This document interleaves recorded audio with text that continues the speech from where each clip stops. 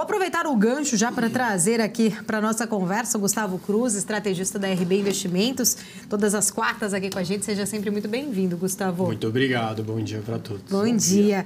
O que o Nil está vendo aqui, né? Os dados do CPI hoje, a princípio, traz ali uma sinalização de que começa realmente a ter um efeito a política monetária, mas ele traz aqui que vai ser preciso escolher entre estabilidade bancária e inflação, levantando aqui tensões bancárias lá nos Estados Unidos que podem surgir novamente. Queria entender um pouquinho da sua visão sobre o CPI, na verdade, e pegando aqui um pouco também do gancho do que ele disse aqui, talvez acho que ele não está tão otimista assim com a inflação ainda, né? Sinalizando, de repente, mais uma subida de juros, o que o mercado estava imaginando que talvez ficasse só em uma. Vamos ver aqui, né? Existe uma diferença entre o que o mercado projeta e o que o Fed projeta, que são duas altas. O CPI foi bom, acredito que em sua maioria ele trouxe compressões em itens da inflação americana. O único item que ainda continua pressionado é a parte de moradia nos Estados Unidos, 7,8 em 12 meses.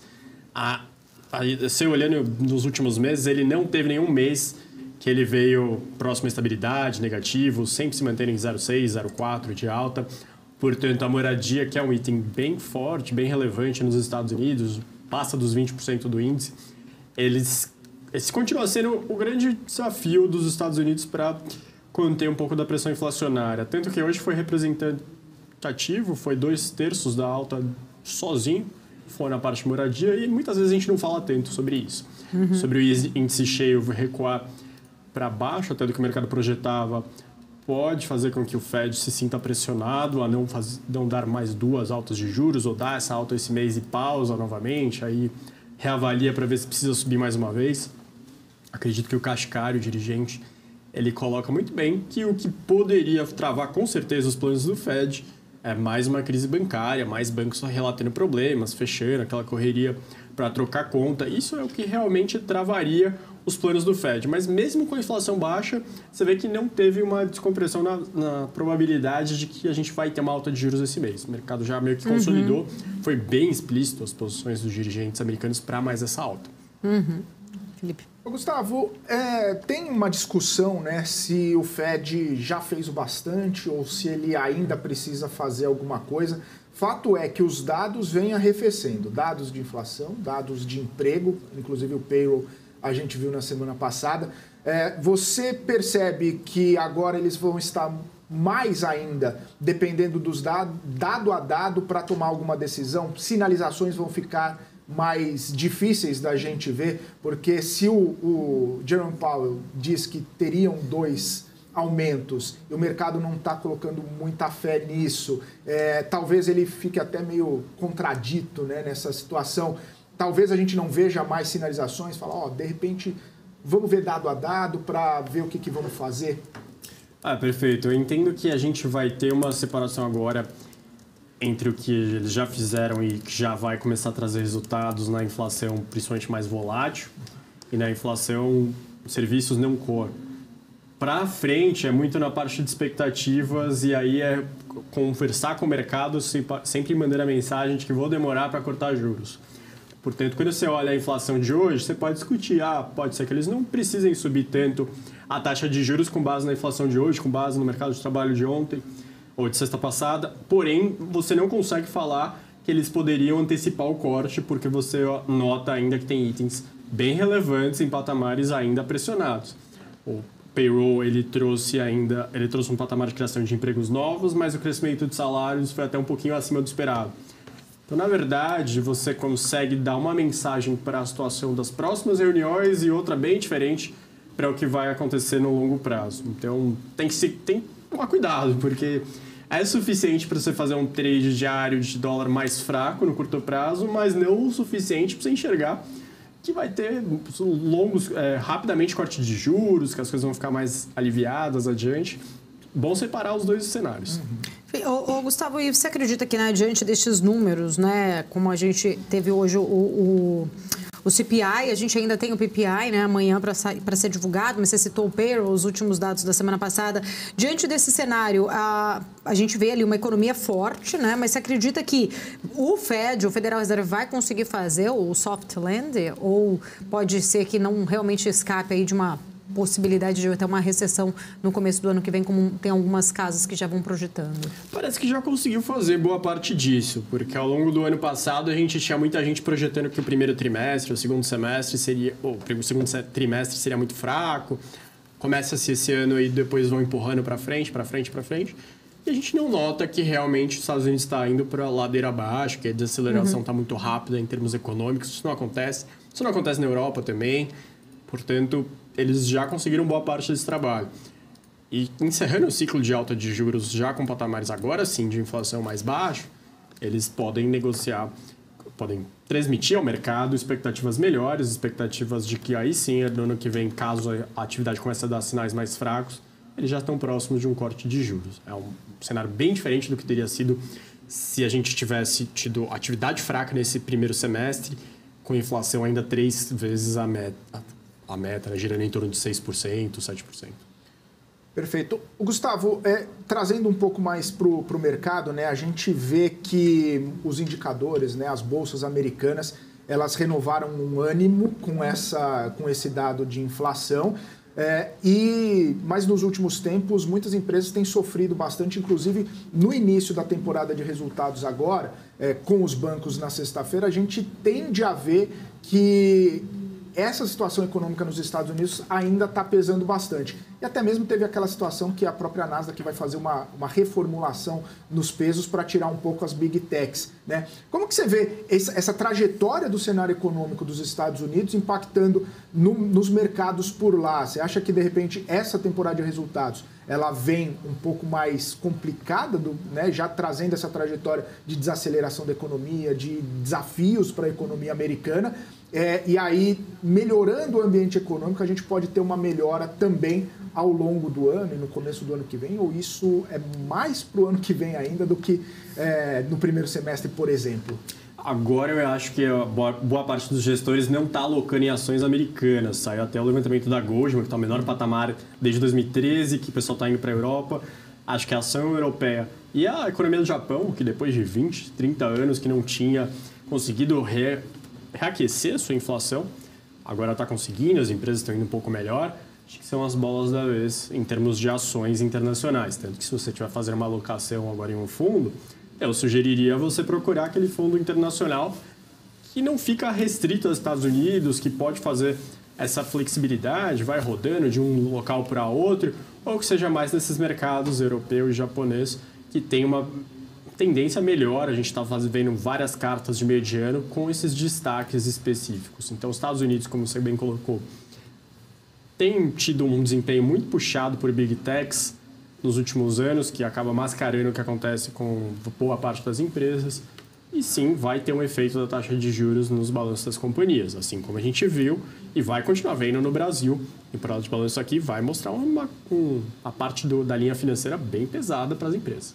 Falando em Brasil, né, trazendo aqui uma comparação, hoje a gente teve CPI, ontem aqui o IPCA, semana importante para olhar para a inflação. Qual a sua, né, análise em relação ao IPCA de ontem, o CPI hoje? Acho que soou aí, o mercado viu até muito mais positivo do que o que a gente interpretou ontem ali, principalmente em relação aos dados do nosso IPCA. Mas eu queria entender, os núcleos, perdão, do IPCA, mas eu queria entender a sua leitura sobre os dados de ontem e se você acredita, né, olhando ainda para dados econômicos, até vi o setor de serviços hoje surpreendendo ainda com um crescimento, apesar de, né, um pouco menor do que havia sido em queda do mês passado, mas ainda mostra acho que uma atividade econômica forte também por aqui. Isso pode, de certa forma, pesar na decisão do Copom em redução ali da magnitude dessa desaceleração da curva da taxa de juros?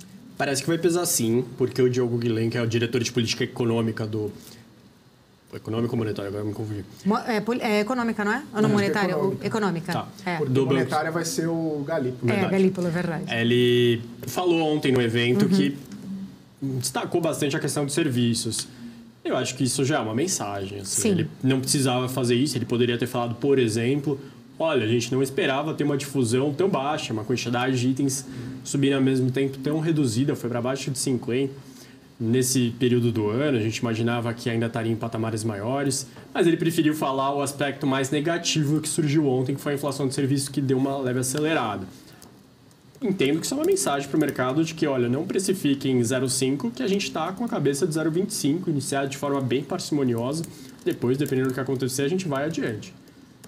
Não tivemos a aprovação final do arcabouço fiscal. Lembrando que passou na Câmara, foi para o Senado e voltou para a Câmara. A parte da reforma tributária saiu da Câmara, foi para o Senado, mas todas as declarações vão na linha de que vão ter ajustes. Então pode voltar novamente à Câmara dos Deputados. Os senadores estão falando em aprovar em outubro. Então, não é verdade que já está tirado da frente toda a parte fiscal, toda a parte política, já foi retirada do livro de temas que o Banco Central precisa acompanhar. Isso não aconteceu. O IPCA, ele tem pontos positivos e negativos, mas o Banco Central está falando, ó, olhem para isso, olhem para essa parte que a gente não gostou tanto. Imagino que se ele tivesse postado, tivesse falado, ó, pode precificar assim um ajuste com tudo, ia falar só dos pontos bons, mas não foi isso que aconteceu. E parte de inflação foi isso, pode falar. Não, perdão, eu ia falar, então a parcimônia e cautela continuam, né? Provavelmente. Então, eu faço duas avaliações aqui, né? A primeira é o que eu entendo que vai acontecer com o Copom. A gente tem uma previsão de 0,25 mesmo.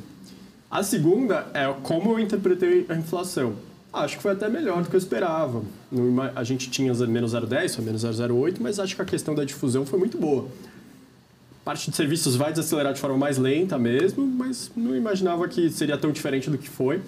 Portanto, eu até entendo que ontem foi uma inflação melhor para você botar no peso e se o Banco Central quisesse aproveitar e falar, olha, a inflação está vindo tão baixa, posso acelerar? Poderia. Eu estaria disposto a falar, vou mudar meu call mesmo, entendo que aconteceram os fatos, aconteceram os indicadores melhores do que eu esperava, vou começar com 0,50 na minha projeção. Mas logo depois, a sinalização do primeiro dirigente que fala é na direção contrária, então vou manter em 0,25. Até porque na próxima reunião deve ter não uma homogeneidade, né? Uma heterogeneidade gigante, né? Porque tem, inclusive, diretores que imaginam imaginam subir 0,25 e deve ter alguém chegando lá que já quer meio de cara, né? Talvez a unanimidade já não vai vir. E nem uma divergência em dose dupla ali, né? Vai ser dose tripla. Até para manter, de repente, o juro no patamar. Que não seria, de repente, o que vai acontecer, né? Possivelmente o mercado já está precificando 0,25, né? Não, uma leitura muito boa essa, porque vai ser uma discussão bem interessante. Geralmente a gente fica na dúvida, o Copom realmente discute, ele fica 2 dias debatendo o que está acontecendo, cada um apresenta, tem a pesquisa com o mercado para a gente mandar para eles o que a gente está enxergando para frente, quais pontos de atenção. Imagino que essa decisão vai ser bem dividida mesmo. Pode ser que não apareça no comunicado, pode ser que tenha discussão e no final seja a decisão unânime de 0,25, porque também você pode convencer o outro, né? Você pode estar no debate e falar, mas vamos fazer isso por enquanto, depois a gente vai nessa linha de 0,5, pode ser que todo mundo chegue num consenso. Mas todo mundo chega à reunião, parece com posições diferentes. Gustavo, pegando essa questão, né, das possibilidades ali de redução do Banco Central em relação aos juros, o próprio Roberto Campos Neto, ele trata sempre, né, a questão de se olhar muito com cautela ou atenção, principalmente para esses núcleos, né, que ainda talvez não convergiram conforme era o aguardado diante da política monetária. Tem uma cautela, uma preocupação também para o segundo semestre, que pode ser que a gente tenha aí um aumento até de consumo neste segundo semestre, que isso pode ser um ponto a ser analisado. A gente tem um outro fator também, que é uma queda, ou vamos dizer assim, uma desvalorização das commodities, e que se elas voltarem a subir, pode ter impacto no IPCA. Você acredita que isso pode ser, de repente, também algo a ser monitorado, olhar? Eu não falo especificamente só do combustível, porque, né, diante da mudança de paridade, a gente ainda não sabe exatamente qual que são os critérios que a Petrobras está usando, mas só por um exemplo, né? Combustível, a gente saiu de um patamar bem mais alto, o petróleo, o barril do petróleo, para casa ali bater os 80 hoje, mas teve essa queda. A gente, né, não sabe exatamente qual vai ser o critério, ou é o critério que a Petrobras está adotando, mas tem outras commodities também que tiveram uma desvalorização. Você acredita que esse é um fator que ainda é preciso ficar atento a monitorar ou não faz preço? Sempre tem que ficar atento aqui no IPCA com commodities, porque tem sim uma grande correlação, uma grande influência nos preços como um todo, no índice de preços do Brasil. A gente viu ao longo do primeiro semestre uma queda grande dos preços de commodities e a inflação também acompanha, e dá para notar, inclusive dentro da divulgação do IBGE, que os índices de preço de alimentos recuaram e puxaram para baixo. Não é exclusivo do Brasil, foi na Europa, foi nos Estados Unidos. Para frente, por enquanto, parece que vai continuar essa linha, essa tendência de queda nos preços de commodities. Acho que a diferença desse ciclo de commodities para os anteriores é que a queda dos preços está sendo mais devagar.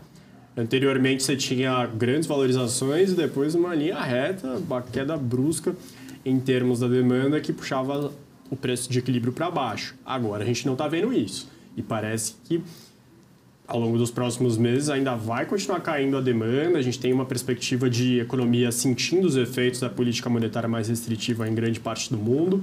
Esse Brasil está cortando juros, os outros ainda estão subindo. E boa parte dos alimentos que a gente produz é para exportação, são feitos para exportação. Portanto, o preço de equilíbrio que a gente vai vender vão ser menores. A única diferença é que ao longo desse semestre a gente não sentiu tanto isso em termos de balança, porque as quantidades foram melhores. Então, a gente até vendeu mais barato, só que não teve muitos problemas meteorológicos e você faz um equilíbrio, uma quantidade final exportada, compensar esses preços mais baixos. E diante disso, né, trazendo agora mais para investimentos, pode ser, quais são, né, no caso ali, os setores ou especificamente, de repente, empresas que possam acabar se beneficiando um pouco deste movimento? Acho que não tanto benefício. Benefício não, Acho né? que vai ser mais um prejuízo, ter um resultado um pouco pior nas exportadoras, acho que principalmente nas agros. Nas metálicas, eu acho que aí a gente pode separar commodities metálica e de agro. Acho que as metálicas talvez escapem um pouco disso, caso a China consiga crescer um pouco mais do que o primeiro semestre. Acho que ainda a proteína animal não sofre tanto, porque a gente tem visto mercados sendo muito abertos nos últimos anos para proteína animal. Estou falando de Minerva, JBS, Marfrig. Essas empresas, você pode falar, mas os preços estão mais baratos. Estão mais baratos, mas a verdade é que a gente assinou tanto contrato nos últimos anos que cada vez que a gente consegue assinar um contrato, você vai praticamente programando uma compra cada vez maior e essas empresas vão se adequando. Então, não vejo que elas sejam tão prejudicadas, embora as empresas tenham sido tão defensivas nos últimos anos que os investidores estão saindo delas e indo para outras agora. A gente está vendo uma rotação de setor. Então, por exemplo, a gente pode falar... Até perguntei por causa disso, por causa da rotação, né? Geralmente a gente vê aquele movimento do rotation acontecendo quando as commodities caem. A gente pode falar que as beneficiadas talvez sejam empresas que ficaram para trás, que agora os investidores falam, poxa, o agro já foi, a gente já teve 1 ano e meio, 2 aqui de grandes realizações com o agro, vamos sair delas e vamos para a construção, ficou muito para trás, o varejo, Débora está comentando também que está tendo mais atenção agora, são empresas que precisam de juros mais baixos. Então, acho que pode acontecer esse benefício, simplesmente pela troca de papéis nas carteiras. Ô, Gustavo, mas aí tem uma questão, né, que esses setores, por exemplo, acabaram andando bem na expectativa do corte de juros, né? E aí, quando ele vem efetivamente, é aquela coisa, vai na expectativa, no fato fica mais ou menos onde está. Ou você acha que ainda tem mais caminhos para andar, para crescer, para subir, quando efetivar o corte de juros, não só agora, mas no processo de afrouxamento monetário, né? Não especificamente caiu em agosto, já vai disparar essas empresas desses setores? Acredito que tenha, porque você vai ver tanto ao aspecto de investimentos, uma atenção maior do investidor pessoa física, quanto do investidor estrangeiro para as ações brasileiras como um todo. A partir do começo do corte de juros, a gente conversa com meus pares aqui da Faria Lima e eles estão esperando esse corte de juros para aumentar o risco nas carteiras, então isso vai dar um efeito. Acredito que tenha também sobre o aspecto dos balanços das empresas, seja essas construtoras, seja outro varejo. Quando você tem os juros mais baixos, só que considerando que a gente está vendo no Focus hoje uma precificação de mais de 5 pontos de corte de juros, isso faz bastante diferença para essas empresas que foram prejudicadas nos últimos anos. Só que a gente vê o Focus falando desses 5 pontos com muita divergência dentro dele mesmo, dentro do que as casas estão se preparando. Se a gente começa a notar que vai realmente caminhar para esse patamar, que a gente vai sair dos 13,75, vai chegar mais perto de 9 ou até abaixo, muita gente vai revisar, vai falar, poxa, acho que eu estava subestimando o desempenho dessas construtoras aqui adiante. E fora tudo isso que eu mencionei, fora investimento, fora aspecto, tem a parte política que sempre é relevante. Então, a gente está vendo Minha Casa Minha Vida voltando a ser um dos protagonistas em termos de política de governo e está beneficiando, está sendo flexibilizada a cada trimestre para colocar mais pessoas disponíveis para contratar para comprar um imóvel dentro do Minha Casa Minha Vida, aumentando o valor, aumentando o salário que pode receber por mês. Isso também beneficia. Boa. Ô, Gustavo, você citou 2 setores, né? Você falou construção e varejo, e aí ainda citou questão política. A questão política do varejo também está dando bastante discussão com aquela situação das importações de sites estrangeiros, né, de compras internacionais. O varejo, além de toda a pressão que tem com o cenário econômico mais desafiador, com juro mais alto, com dívida bastante alta, margens comprimidas, enfim, todos esses problemas que tem, ainda tem essa situação e uma pedida, né, por um olhar do governo para esse setor. Você entende que um governo um pouco mais complacente ou um pouquinho mais próximo do varejo pode melhorar o perfil dessas empresas ou a perspectiva para essas empresas quando o ambiente econômico também acabar convergindo para uma melhora? Parece difícil, porque a gente chegou a caminhar para essa linha de tributar todas essas empresas que estão exportando para o Brasil, mas parece uma interferência direta da primeira-dama para que não tivesse, né, a taxação. Eu lembro que a equipe econômica queria, ela pediu para não fazer a taxação até $50, e isso praticamente agora, eu não sei se daria para voltar atrás. Liberou para todo mundo, inclusive pessoa física. Jurídica. Física já tinha. Mas o governo tá sendo pressionado, né? O varejo pressiona muito. Eu imagino que vai continuar pressionando, aos olhos. Pensando como consumidor, é claro que você quer pagar o mais barato possível, mas pensando como ambiente de negócio, parece que não foi a melhor das decisões. Acho que a primeira ideia deles estava mais no caminho correto. Agora, você tem vários tipos de varejo listados no mercado, seja em dívida, seja em bolsa. Você tem varejo classe B, A, você tem o Grupo Soma indo super bem, conseguindo fazer uma reviravolta na Hering que ninguém esperava, ou que ninguém esperava que fosse ter tanto sucesso. A Ares também, cada vez engloba mais uma empresa no seu grupo e traz resultados. Você tem, como a Débora mostrou, a C&A, que antes estava sendo muito mal vista pelo mercado, agora já começa a ter uma outra noção de como vai expandir seus negócios. Então, existem várias formas de você aproveitar uma melhora do varejo aqui. Ô, Gustavo, falando um pouquinho aqui do setor, né? Você citou agora há pouco em relação aos frigoríficos, lembrei daqui da notícia, né, de JBS. Até quero atualizar com a Débora, porque é a maior alta, acho que do dia hoje, né, Débora, ainda está sendo... só para a gente falar um pouco mais de JBS que anunciou aí a reestruturação acionária, né, tentando ali negociar, inclusive, dupla listagem. Deixa eu ir com a Débora para a gente ver como que está, então, no JBS. Volume, Paula, é o terceiro papel mais negociado, agora com maior volume de negociação, e no índice lidera a alta, sim, 8,47% de alta agora, o papel 18,70, viu, Paula? Maravilha, Débora. Tá aí, então. Gustavo, queria entender um pouquinho da sua visão também sobre essa, né, a reação aí do mercado diante desse anúncio da JBS em propor aí dupla listagem Brasil e Estados Unidos. A reação é boa. Imagino que quanto mais as empresas brasileiras conotadas no exterior, melhor para elas em termos de volume de negócio, em perfil de investidor. Muitas vezes é mais interessante para a empresa ter um investidor estrangeiro, um investidor institucional estrangeiro, porque a gente sabe que é uma ideia de longo prazo, é uma análise de mais longo prazo, faz mais sentido, não sentido, mas ela beneficia a empresa para se programar em termos de base de investidores. Sobre a JBS, eu entendo que junto com a Marfrig, elas estão com perfil de dívida um pouco mais arriscado, por isso que a gente gosta mais da Minerva. A gente entende que elas precisam trabalhar um pouco nisso nos próximos anos para alongar mais as suas dívidas, para pagar taxas um pouco menores. Quando você faz essa dupla listagem, você também pode estar angariando taxas um pouco menores adiante. Acho que facilita para a empresa você abrir mais mercados para contrair dívida também. Um exemplo bem positivo, mas numa proporção bem menor, é a Smart Fit, que a gente lembra muito aqui da operação no Brasil, mas é uma empresa que está dominando a América Latina em termos de academias, praticamente monopólio em alguns países. No México, que é o segundo maior mercado da América Latina, ela vai super bem, melhor aqui. Na América Latina vai até melhor do que o Brasil, e cada vez que ela vai se tornando uma empresa consolidada nesses outros países, ela vai abrindo mais um mercado de dívida para ser contraído, às vezes até mais adequadas, né, mais atraentes para a empresa, o perfil de dívida fica mais positivo. Aqui no Brasil, enquanto ela às vezes é vista como mais arriscada. Até porque a operação da JBS é mais lá fora do que no Brasil, né? A gente tem... Acho que mais de 50%. Vai acontecer a mesma coisa? Acho que também vai acontecer algo bem parecido.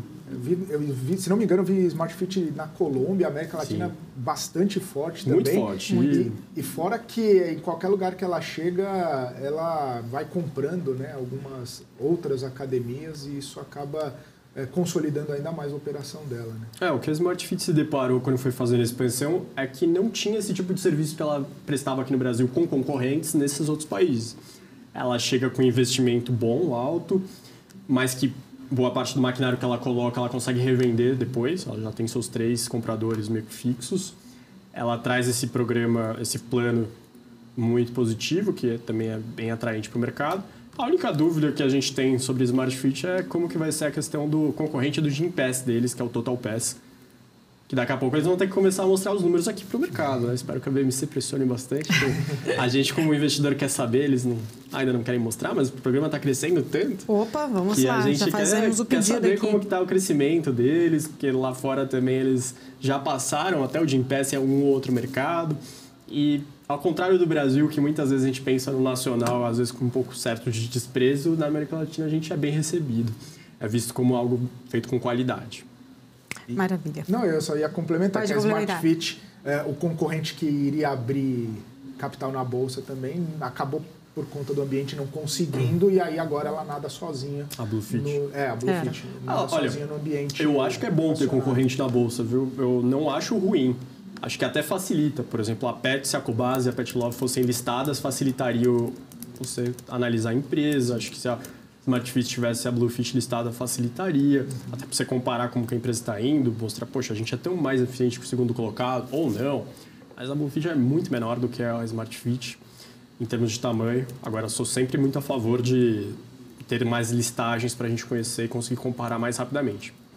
Maravilha. Eu só vou pedir para a Débora atualizar aqui Petrobras, que eu quero também falar um pouquinho de Petrobras aqui, para trazer a leitura do Gustavo. Fala, Débora. Deixa eu trazer aqui no volume de negociação, viu, Paula? Só para poder a gente entender, porque não é só a Vale, né, que a gente já falou bastante aqui hoje durante a programação, mas a Petrobras ali no volume negociado, lembra da JBS? Falei, terceiro maior papel em termos de volume. Petrobras agora está subindo, Petri 4, 1,48%. Petri 3 também sobe bem, né? Mas aí também em relação à Petrobras, claro, tem alta do petróleo, hoje eles estão conseguindo colar, apesar da gente ter tido uma queda ontem, né, da Petrobras e também ali de papéis do setor, mesmo tendo alta do petróleo, Paula, com todos aqueles questionamentos da Petrobras, né? Tanto a questão da política de preço, que aí vem o ministro de Minas e Energia e vai lá no CAD dizendo assim, olha, a gente pode ter o direito de definir ali política de preço para poder, né, responder à ABICOM. Aí tem o due diligence, tem algumas coisinhas ali fazendo preço nesse papel de Petrobras nos últimos dias, Paula. Exato, Débora, tem muito assunto, né? Até ia falar em relação à nota que a gente trouxemos duas, né, hoje pela manhã.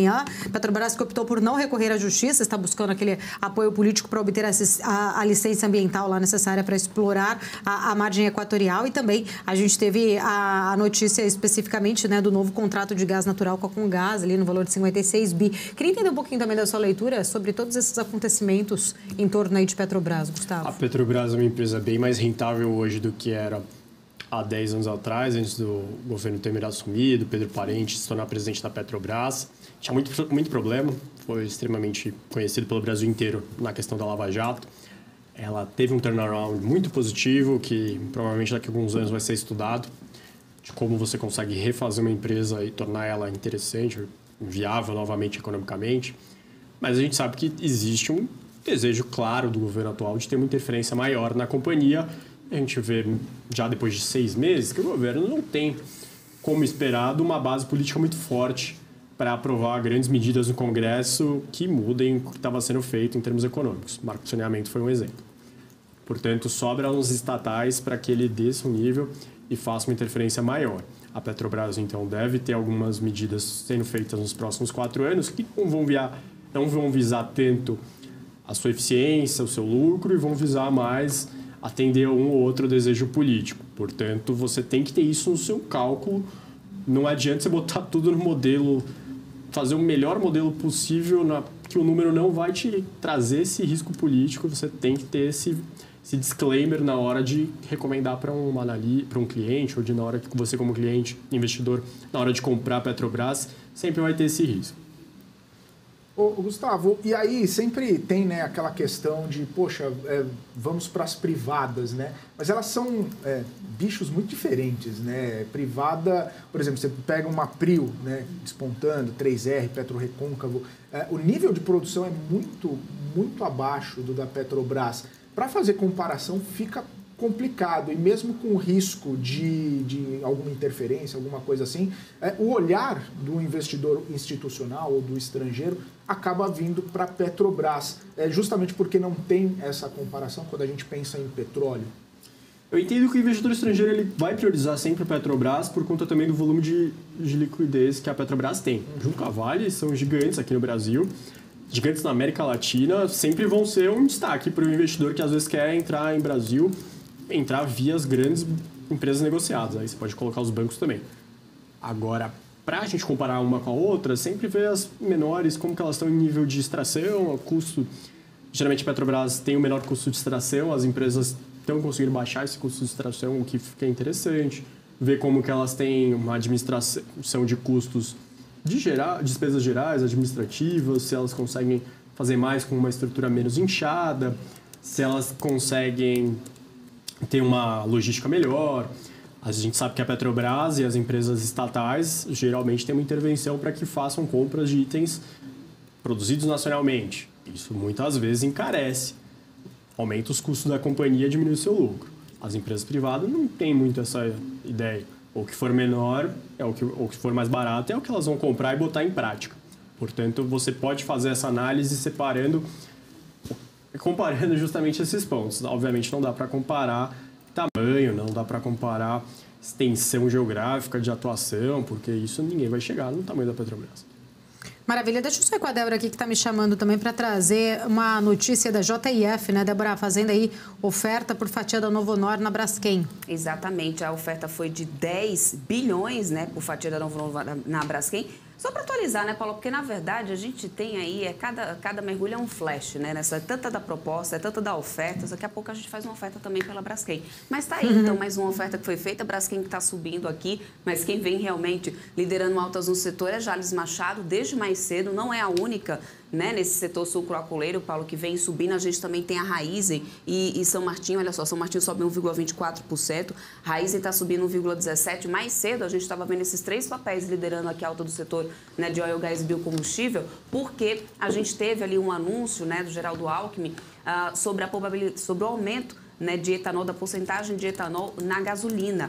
E isso, claro, já veio favorecendo de cara aqui essas companhias que nos últimos dias, depois do anúncio, na verdade, do segundo corte, né, da gasolina, veio sendo muito impactado, porque no final das contas, com a gasolina mais barata, o etanol perde competitividade. Mas aí vem essa notícia, viu, Gustavo? Queria até repercutir um pouco contigo para a gente entender sobre o que a probabilidade, a expansão ali, do que isso pode trazer de interessante nas margens dessas companhias, né? Se tem alguma dessas três que você olharia ali, né, de uma forma especial depois dessa notícia do aumento de etanol na gasolina, Gustavo? Toda vez que a gente tem esse tipo de movimento, beneficia bastante essas companhias, mais do que, às vezes, a cotação de açúcar em um outro momento dos últimos anos. A gente tem recomendação da São Martinho, talvez um pouco mais por liquidez, embora a gente goste muito de Jalles Machado, uma empresa que é um IPO recente, mas que fez exatamente o que se programou a fazer, ou seja, captar recursos no mercado e fazer aquisições, mesmo que demore um pouco, mas aquisições a preços interessantes. E imagino que vai continuar crescendo a passos um pouco mais devagar do que um outro investidor gostaria, mas vai continuar crescendo e se tornar uma das grandes players do Brasil conforme os anos vão passando. Mas eu imagino que essa parte política também vai continuar interferindo nas companhias de etanol.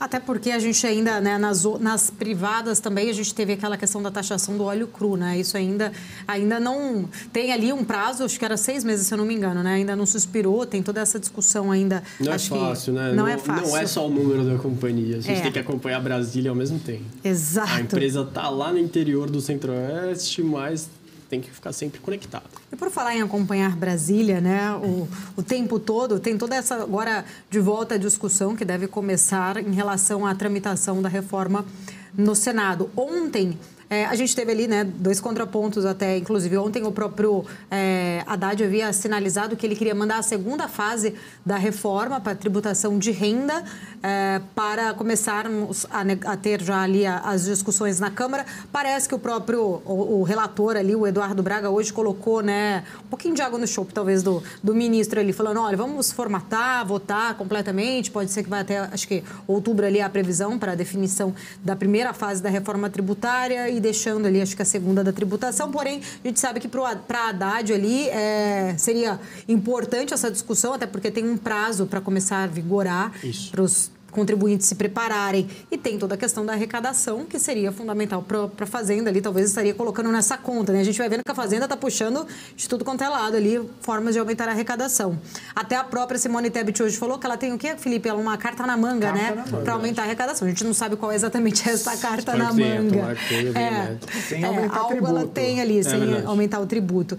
Mas, enfim, queria entender da sua visão, você acha que essa discussão de reforma tributária, isso ainda, né, vai ter um caminho ali pela frente, pode mexer ainda um pouco com essa expectativa dessas discussões em se melhorar a produtividade do Brasil diante dessa simplificação do sistema?